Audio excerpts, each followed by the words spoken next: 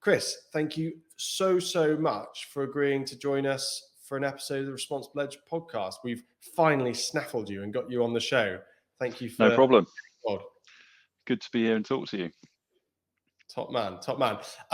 Chris, you and I have known each other for, is it 11 years? Maybe? Yeah, a long time. We've known each other a long time. Yeah, you've said that with that wasn't particularly high pitched. It's a No, long I've loved every minute of it. Don't let anyone tell you otherwise.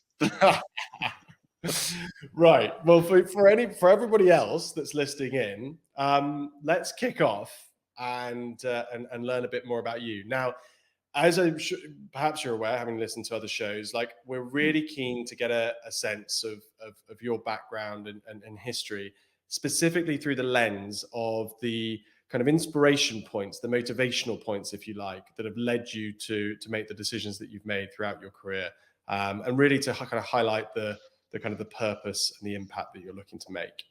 So feel free to start wherever you'd like. We've literally had people going back to lemonade tables at the age of 8. We've had other In people who started 1873, when I no. So, I mean, I've always had an interest in the environment, even as a kid. But finishing university, I did a fairly tangential step and went from a chemistry degree straight into cob building, which was interesting. Actually, absolutely loved it. Loved working with that sort of material. It was very physical. I enjoyed physically moving stuff around, and did that for quite a long time. Learned a lot about construction generally, because I came out of university knowing absolutely nothing about construction. and Chris, I'm sorry, I'm going to interrupt you immediately, but you've got to give us more context to a chemistry degree going into cob building. We've got to pry into that. Like, what on earth was going? How? Why? What was going on there? It seemed like a good summer job at the time. So my dad had an old cob barn. He was like, we've got this lovely old cob barn. It's falling down. I want to rebuild it. Where are the builders? Oh, look, there aren't any. There was literally one guy in East Devon that built the cob. So I went to him for, I don't know, a few weeks, I guess, and then started rebuilding this cob building for my dad. And that's what got me into it, really. That's got my love of it. And actually, as I went through it, I found little bits of chemistry in it. And, when you're working with cob from 300, 400, 500 years ago, you've still got the cow manure in it. And when you put lime in it, all of a sudden you get the smell of ammonia, urea coming out of it. And that's from cows 400 or 500 years ago. It's amazing. Sorry, getting excited about that. I was going to say, getting excited. Was there any distinctness to the smell, do you think, or was it fairly consistent from 400 or 500 years ago to now? Unpleasant. Right, okay. No, it was just the remains of the manure in there from them treading the cob and mixing it. But it's just amazing that that's still there after all that time. So that was quite interesting. Yeah, and then that got me into it. That got me into building, and I kind of worked through it and picked up all the information that everyone else was talking about. The way that people spoke about things, the kind of perceived views of things as well. And I built my skills, I built my experience of construction generally. But towards the end of that period, so probably whatever that was, 7-8 years in, I began to want to use my degree a bit more, and started really looking at all the different materials and all the different kind of modern versions of old materials that were around. And that's what really got me sort of steering down the route that I've been going down ever since, really. So just sort of delving into the nitty gritty of building materials, finding out how they really, really work, not how people think they work or people's opinion on how they work. And going with that, and finding some brilliant products from all over Europe, really. So that was my. And just sorry, I've cut you off there in full flight, but just give for those listeners that don't know, moving from cob building to what you're doing today. Just give us a flavour of the company and some of the credentials of Back to Earth. So we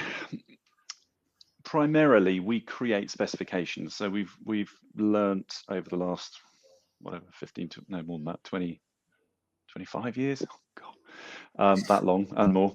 Um, how to use a lot of software tools and from my experience. But we create specifications that are suitable for all sorts of weird and wonderful applications that people wouldn't generally think of, or people look at and think, how on earth am I going to deal with that?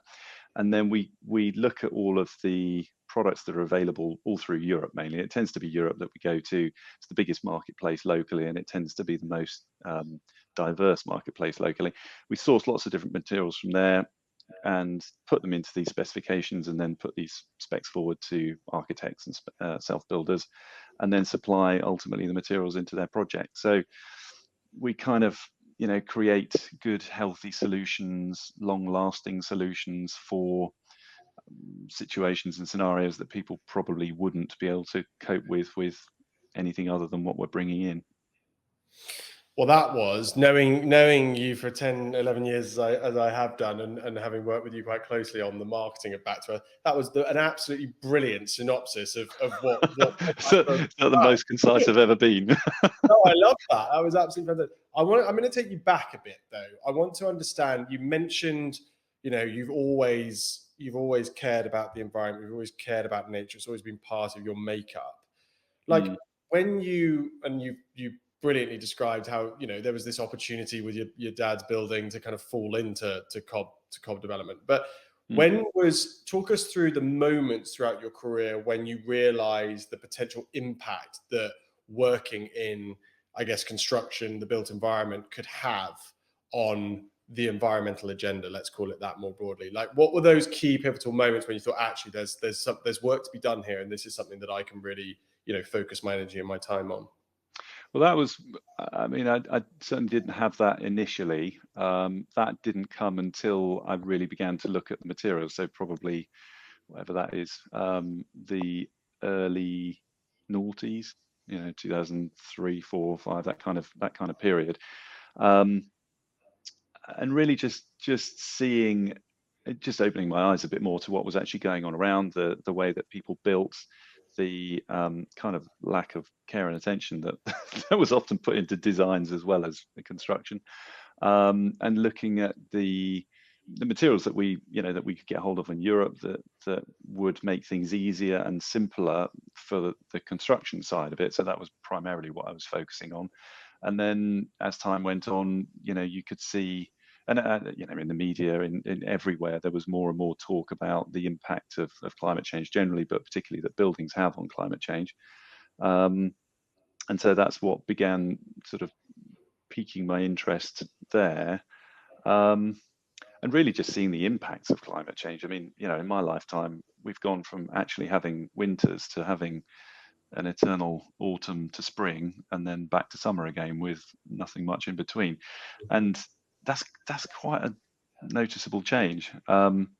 We used to focus on, how on earth can we stay warm? How can we create buildings that use little energy to heat them? And we're moving towards a point where we need to keep buildings cool more than we need to keep them warm, which again is quite a significant change. So anyway, all of these things combined in my mind, and also general interest. The more people that are interested in what you're doing, the more you feel you can actually do with it. And over the last certainly 10 years, the interest in the natural materials market has grown enormously.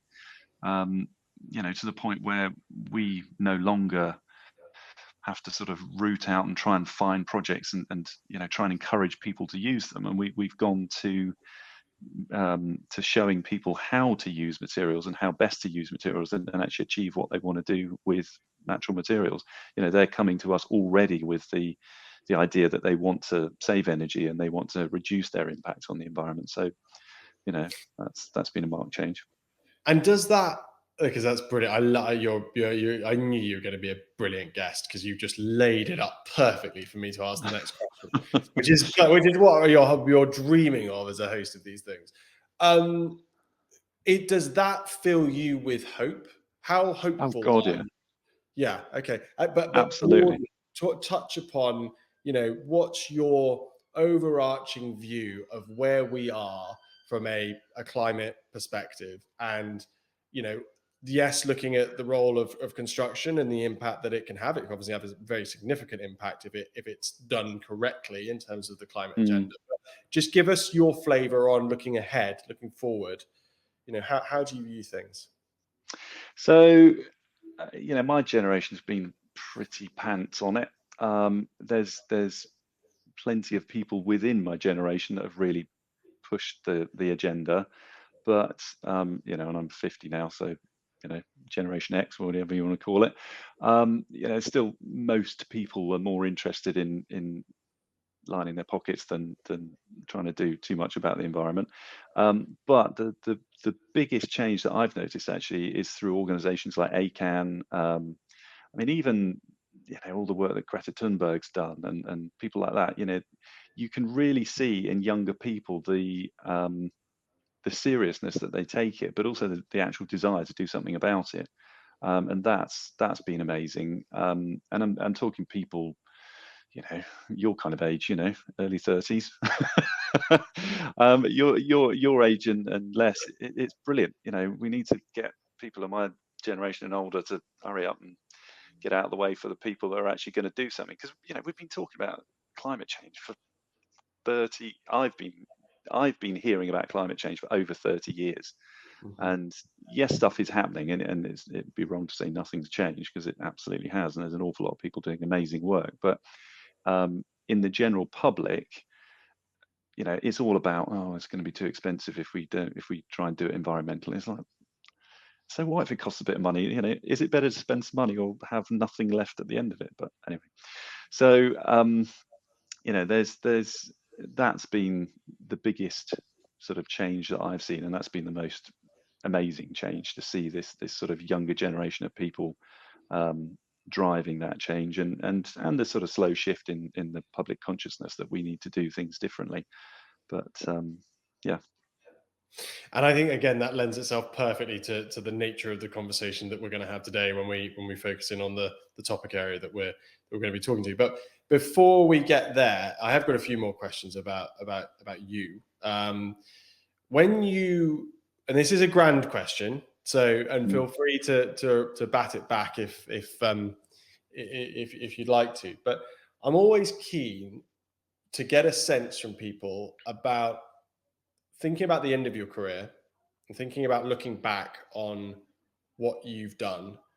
What would you like to be able to say about your career and the impact that you've had? It's actually something I talk about regularly with my kids, because they don't even turn the lights off. They'll happily leave the shower running for 20 minutes and they're not even in it, or something stupid like that, and it drives me nuts. I would like to be able to look back and know that I've done something to propel change. I don't. It's probably folly to think that you can leave some sort of staff in the ground, that you've made this change and forever forward, people will remember you as having made that change. That's a kind of ego thing that we all want to leave behind. But no, just to be involved with that change, and I can look my kids in the eye and know that I actually did do something about the changes that are happening, rather than carrying on as normal and hoping that someone else is going to sort it all out. So yeah. And let me, and I'm drawing on that. And again, I know the inside scoop, so I'm sharing this with our listeners. But you are somebody who I know really does kind of practice what they preach when it comes to this sort of stuff. Maybe your kids are learning to adopt I these hope so. principles. I hope they listen to this. Well, let's just give people a flavor. You live, don't you, in a passive house, in a naturally built house. Can you just give people a bit of a sense of the experience of having built your own home, and why that was important for you to do so, and what the experience is like to live in an environment like that? So, I mean, we were lucky to be able to do it, to have the money to be able to do it, because I mean, that's the first thing you need. Because passive house, well, building a house generally is expensive, but building a passive house is a little bit more so. So we were extremely lucky to be able to do that. The One of the big drivers was actually my son. My son is in a wheelchair, and so isn't terribly active, and so the environment needs to be warm and healthy. The house is actually mostly all on one level, so that was another sort of design. But I mean, passive house always interested me because, again, it's something that you can leave, not exactly as a legacy, but again, it's not contributing to the mess that we're in. And certainly building it using natural fiber, you're drawing all this carbon dioxide out of the air and you're locking it into the building. So as long as the building stays, we've locked up, God knows, tens or hundreds of tons of CO2 into the building that isn't out there warming the planet. Like I say, we are fortunate to have the finances to do that, but at least we did that. So yeah, and in terms of motivation, it's to use natural fiber and things like that. Again, it's the natural fiber market for me. It's nice that it's plant-based and it's locking up CO2 and all that sort of thing, but actually the properties of the materials we use are way beyond synthetic materials in the whole array of different properties that they have. They don't just do one thing really well, they do a whole load of different things really, really well. So and the building that it creates is just eminently enjoyable to be in. And out of interest, and but I should say there are lots of very interesting blogs that can be read on the Back to Earth website on the lived experience, if you like, of living in a naturally built home. Shout out for the Back to Earth website. But Chris, let me just ask you on that front. Then, when you've mentioned what Back to Earth does and the fact that you're consulting essentially with people that want to build in this way and ultimately providing them with product spec solutions essentially to realize the outcomes that they're trying to achieve, just touch upon like the impact of you having literally gone through the experience yourself personally of building in this way and the impact that that's had upon your capacity to be able to engage with people that are looking to do something similar. I mean, that again, I don't want to sell myself up too much, but it's in anyone in the built environment, it's useful to have technical understanding and practical understanding, and that goes for architects, it goes for engineers, it goes for anybody at any level. But for me, it's allowed me to create a decent set of specifications that are actually practical, and excuse me, and hopefully that that helps the people that come to us, that and particularly builders, they can relate to the specs, they can understand the terminology that we use, and vice versa, so that we put together these sort of specs that people can actually understand and can use. And the same with architects. I think they appreciate the technical understanding that we've got, and to be able to relate on that level as well, and actually help them along with their designs as well, and make sure what they're designing is actually buildable. Because again, unless you've had loads of practical experience, it's very easy to design something with not necessarily all the understanding of how it might actually get built at the end of it, which is something I used to come across regularly as a builder. And I imagine anyone involved in the construction end of construction would be agreeing with that. But yeah, and you always find that the best architects are the ones that have actually gone out and built their own buildings, because they've got a really good understanding of it. So yeah, the practical experience is absolutely invaluable. Really interesting. Okay, brilliant. Well, I mean, as I know that we could continue to dive into depths of you and your background and what's inspired you to get to where you've got to. But I think we've got a really nice flavor there of kind of some of the motivations, some of the experiences that have led you to do what you're doing now. Let's move the conversation forward, Chris, and let's introduce the article written by James Faulkner in opensource.com. As we agreed before the show, I'm more than happy to provide the brief synopsis for our guests. Not because I should say Chris hasn't read the article, but simply because we didn't make it clear that that we normally get the guests to introduce it. So for anyone listening in, I'd recommend going and having a look at this. This is an article that is looking specifically at the software industry.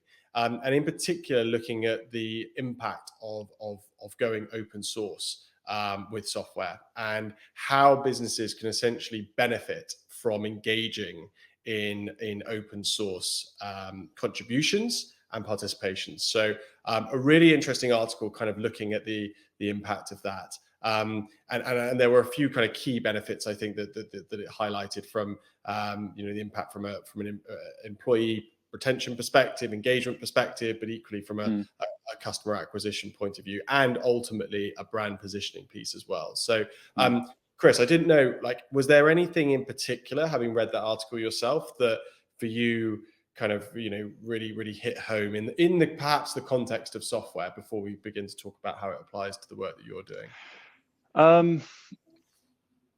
Not necessarily yes and no. So it can be no, by the way. You could say no. Well, not specifically software, but the whole ethos. So going through the process with primarily German manufacturers that we have aligned ourselves with and got products from, getting information that's sort of closely guarded and it's literally like trade secrets has been a challenge. And you're always grateful when you actually get the information, but actually making all of that information open to everyone, I encourage anyone to sort of freely to make information freely available, because it opens up the whole market to everybody. Everybody can see it, everybody can assess it, everybody can decide whether it's something they do or don't want. And it engenders cooperation. I mean, as I say, we'll talk about more of that in a minute. But yeah, that whole thing of making as much information as possible available to everyone is sort of right up my street. And even before I think I met you, we were putting out blogs about how to do all sorts of different things. So yeah, to my mind, that's exactly how you want to run a business, really, make everything available to everyone.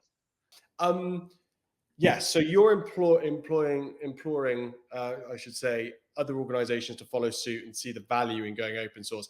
Let's play devil's advocate, though. Like, what are, in your estimations or reasons, like, what are the justifications for organizations choosing not to adopt this open source approach? Like, but you don't have to necessarily agree with them, but what can you share with our audience, like, what you think are the kind of reasons that people come up with that stop them from doing so?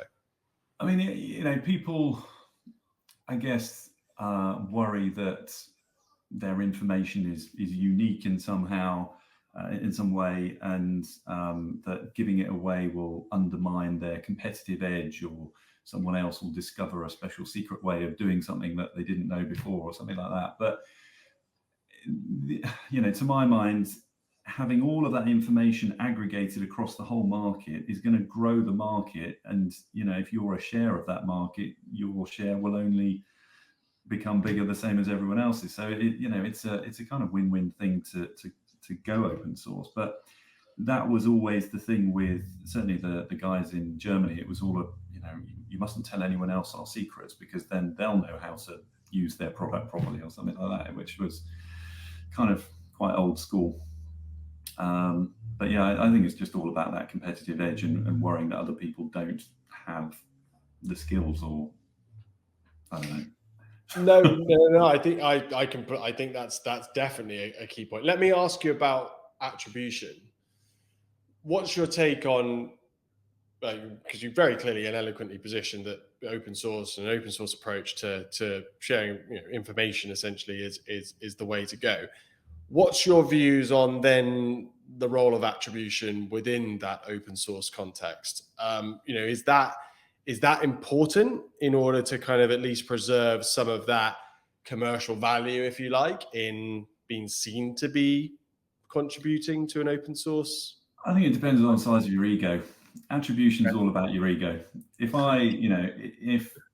I saw information that was universally applicable, and it was something that I created, but someone wasn't, didn't have my name next to it, that I'd created it. I mean, yeah, there is a bit of an ego thing that says, hold on, that's mine. But actually,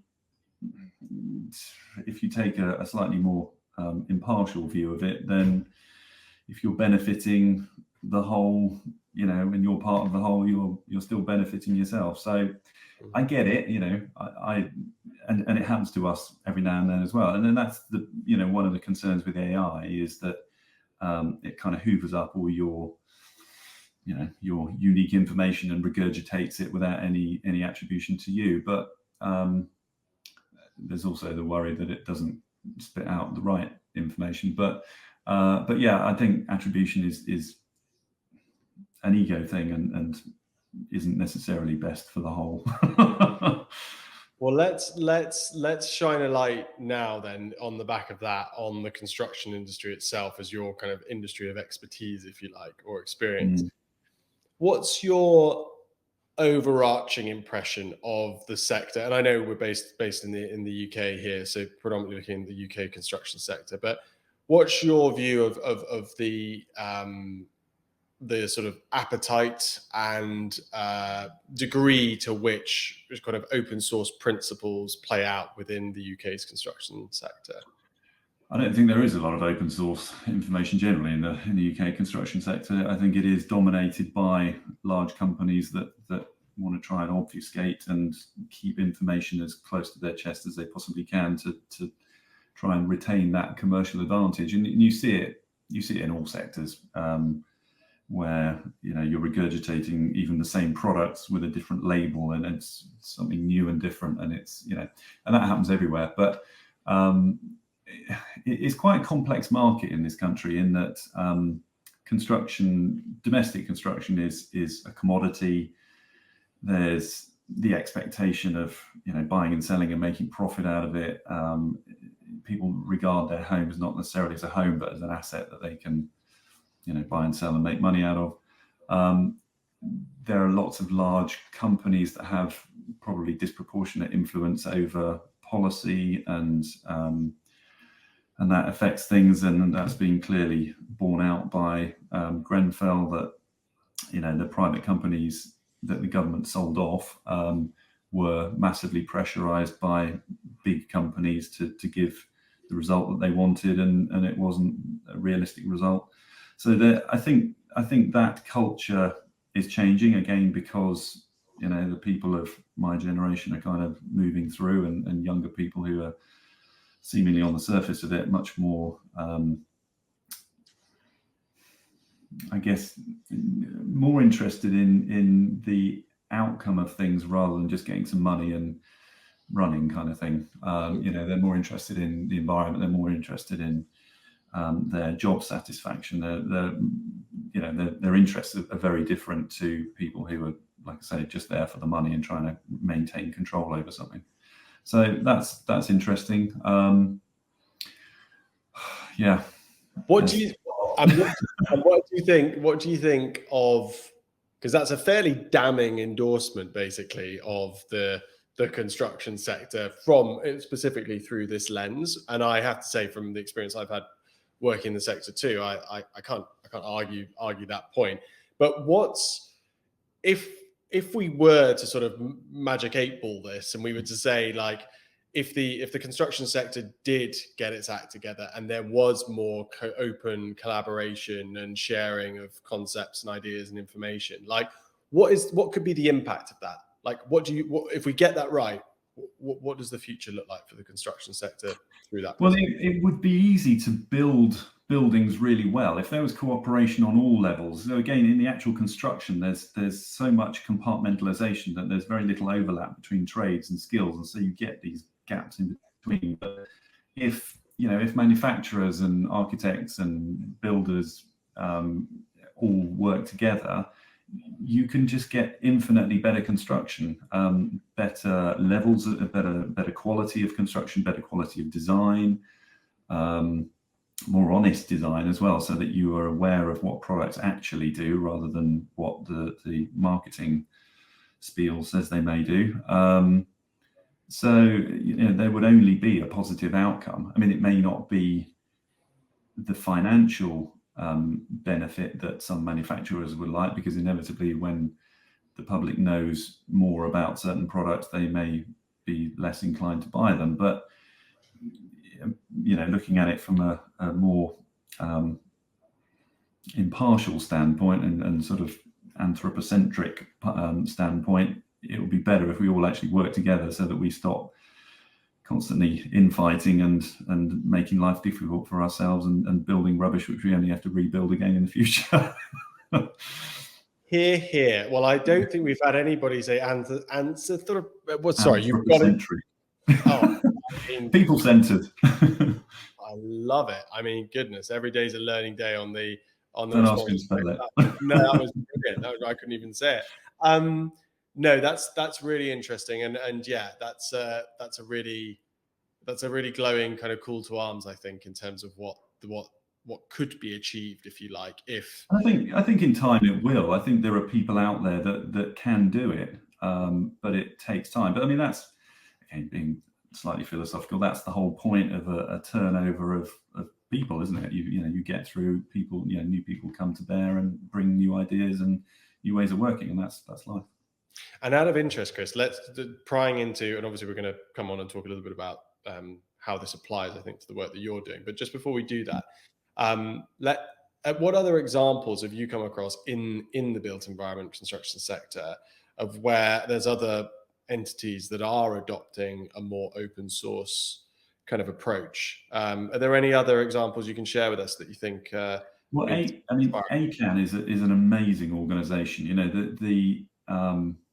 The number of architects involved in it, so Architects Climate Action Network, the number of architects involved in it, the willingness to try new ideas, to explore different ways of doing things, to collaborate, to genuinely try and change the status quo is brilliant. I mean, I'm sure there'll be loads of other organisations that I'm not aware of, but in terms of my own environment, in terms of building materials, the best thing that ever happened to us kind of natural fibre retailers was the ASBP, so the Association for Sustainable Building Products. I nearly forgot what it was then.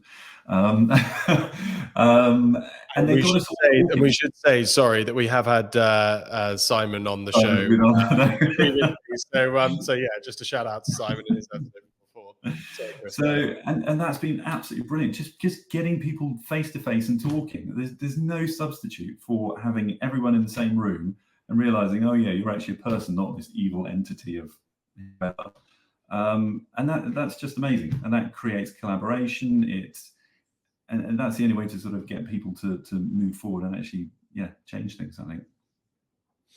Super interesting. Well, let's one of the things, I mean, that's talking about it from the ASBP is obviously a fantastic organization. It's actually one of the founding partners and supporters of the work that we're doing at the Anti-Greenwash Charter as well. So big shout out to the ASBP and all the fantastic. Neither was I. So we'll leave that there. But let me ask you, obviously looking at organizations like those, we're talking about, sort of membership organizations, membership bodies. I want to talk about the role that corporate entities and businesses can play, though, in contributing towards these sort of open source networks, if you like, or ecosystems. You were, I think, a bit of a pioneer, in all honesty, in this, certainly within the built environment space. Can you just take us back to the thinking that went into your decision to invest your time and your money into developing Fibers, which is obviously the platform that you developed, the online platform you've developed to enable education around the use of wood fiber insulation. Just talk us through, before we get into the detail of it, just talk us through like the timeline of events that led up to this is something that I want to do. So all the skills that you learn in construction, as soon as you leave construction, they're reasonably difficult to pass on. the same with the knowledge that I've learned over whatever it is, 17, 18 years of working with natural fiber insulation specifically. It's easy to kind of hold on to that and not be able to pass it on to anyone else. And the actual reason for fibers was to be able to regurgitate as much as possible out of my mind onto a platform that other people could access, so that at least when I'm not able to talk to people, or I'm not in a position to be able to talk to people and discuss their projects with them, at least there is somewhere where there's a sort of repository where everything that I've learned can be seen by other people. And it, again, the information that is on there is not my information. I've learned it from other people. It's just that I put it in a place that other people can access. So again, that's kind of an interesting point about knowledge generally, is that, you don't always learn by yourself. You mostly learn from other people, and going back to open source, to kind of hold on to that knowledge is kind of a bit pointless, and you're holding on to something that isn't necessarily yours anyway. So yeah, sorry, I'm ranting. No. This is the forum for ranting, Chris. So well, rambling as much as anything. But yeah, I mean, that was the reason for doing it, really. I mean, just to make all that available to other people, and to try and grow the market, and let people see how easy it is to use, and help anyone else that's interested in using it, I guess. Now let's deal with the issue, or not the issue, because I don't think it is an issue. I think that the beauty of what you've done with fibers is that it's a win-win. And why can't we have situations in which all parties involved benefit from something? But let's deal with the question that would be posed around I guess the integrity, if you like, of open source, or being open, if you like, about the information and the expertise that an organization has, but ultimately realizing some commercial value and benefit from sharing that information. Can you just touch on that in terms of whether or not you see any issue with that, or whether or not that's ultimately the win that's at play? We take part in conversations on the various ACAN chats. Andy does quite a bit on some other forums as well, and we obviously volunteer the information. But if nothing else, it's a good way to keep your finger on the pulse of what people are either interested in or what they're struggling with, and give you the opportunity to create solutions for whatever is difficult for other people. So, like I say, for no other reason than you can keep your finger on the market and see how you can help people do what they need to do, or do what they want to do. So it's important to do that. And as you say, it's a positioning thing. Giving information away. People learn that you are a source of information, hopefully a useful one, that they can come to, and they can rely on you as a reasonably impartial ambassador for the product or whatever. But yeah, there's those are really commercially, those are really valid reasons for doing it. And I have to say, I think I couldn't agree with you more. And I do think that there's within the kind of sustainability space, and this is actually something we've touched on other shows, it's almost like this notion of like corporate growth or profit is like a dirty word almost regarding. I wouldn't agree with that. No. I think. Sorry. I'm not sorry. I'm not suggesting. No. We've debated it as a point of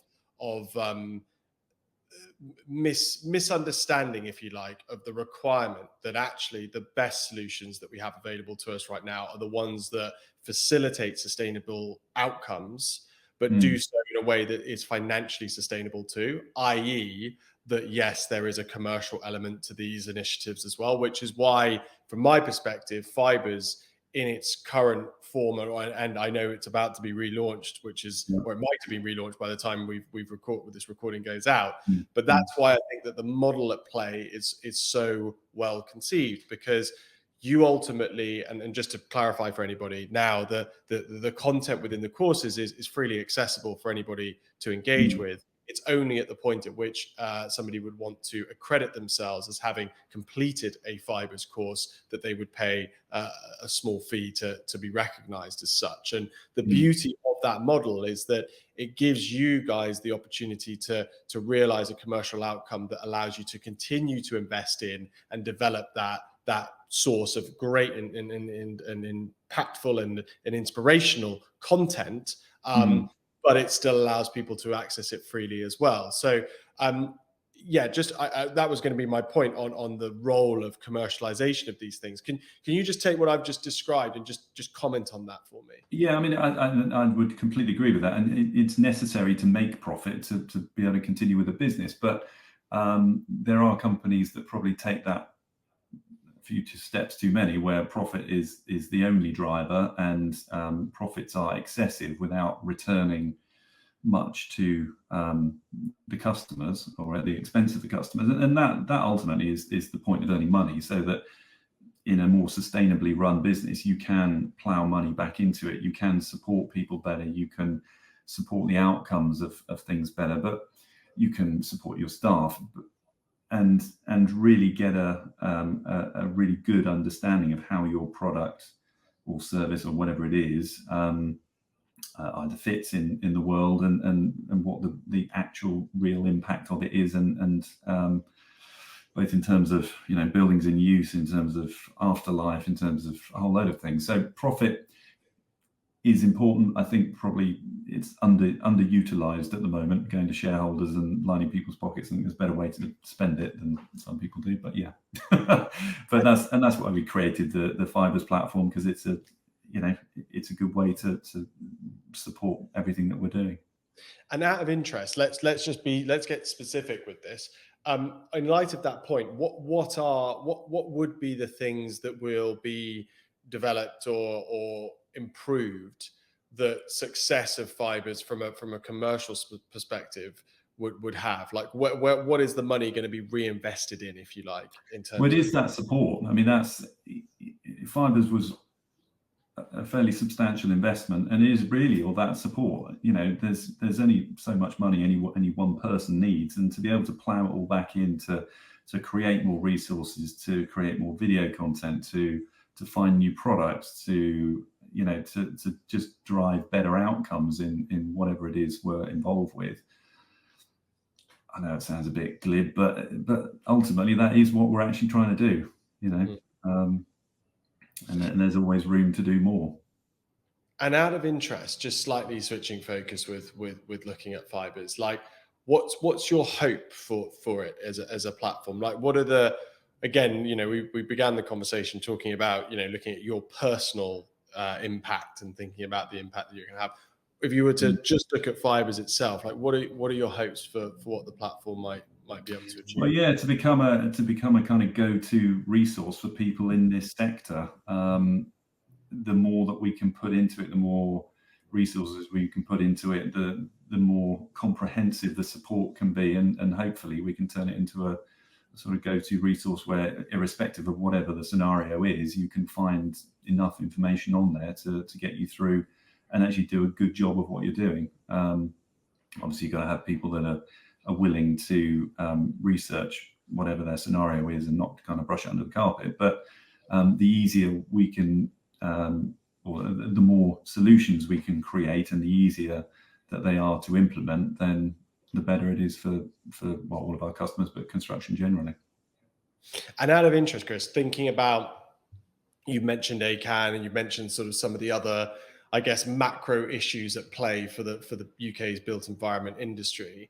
Do you see the Fibers as potentially inspiring others to follow suit in terms of potentially creating similar resources, similar tools, etc., that enable essentially a sort of a broader, more sort of open way of engaging with these issues, and ultimately therefore realizing some of the kind of key climate sustainability goals and metrics that the sector's facing? Is that your hope, that this can be an inspiration to others too? Yeah, I'd hope so. I mean, the first iteration that we created was a kind of proof of concept, and enough people have found it useful to prove it as a concept. So the second generation will hopefully be a sort of proof of concept to other people as well, to see what you can do, and how you can support your customers. Like I say, it's also a way of supporting them without having to always be on the phone to them and physically or verbally supporting them all the time. You can obviously have a much wider reach on a website. So yeah, I mean, it hopefully will show to others that it's all right to give all your secrets away. It helps everybody. I love it. You've just come up with our headline for the show. So that's great. See, that's done.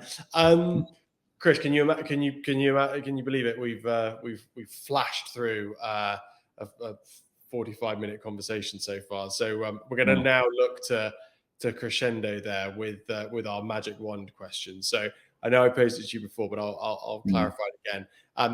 Chris, if we were to hand you a magic wand and you could change one thing about the commercial world this instant, what would that one thing be? I did think about this a bit, and it would be to give people an ultimate understanding of the impact of everything they do. So the full impact of all the decisions they make, the conversations they have with people, the choices they make, and see that through to the kind of final impact. I think that would change the way that people behave an awful lot. And it's with absolutely everything. And also, maybe if they did that, they would also then realize that they are ultimately powerful in change, because if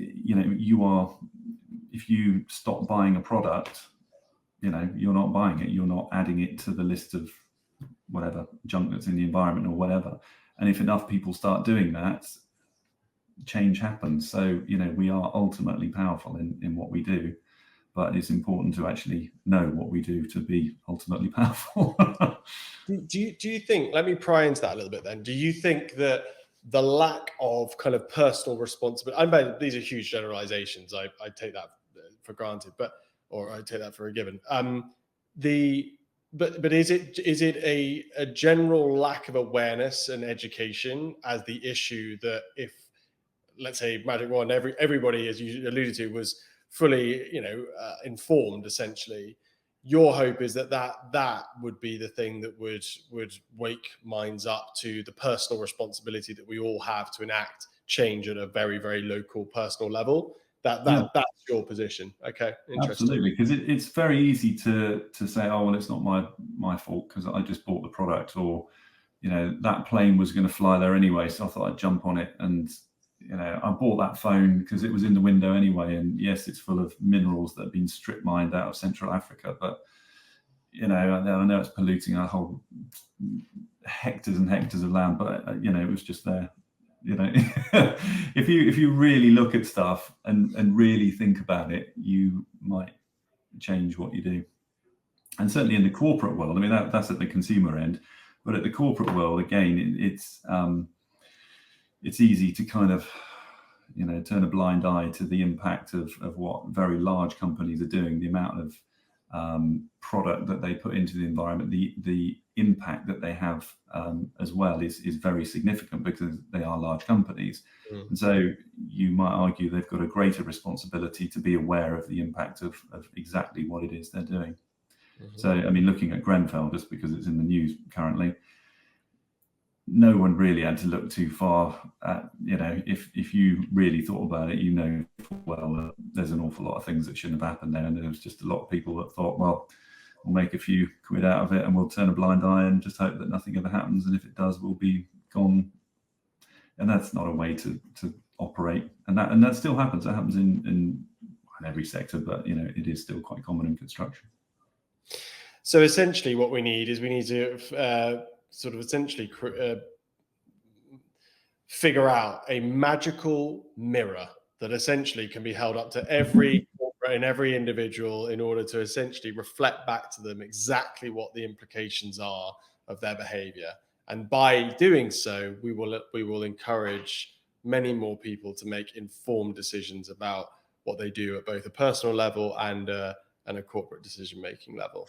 Like I say, I mean, you know, much as I don't like social media a great deal, there is some useful information that comes out in that. And like I say, my kids occasionally are aware of stuff that I've got no idea about. And like I say, that kind of gradual movement through, you know, younger people are much more informed about an awful lot of things that, you know, people of my age and older really aren't. And so that change happens kind of naturally anyway, I think, but it could be accelerated.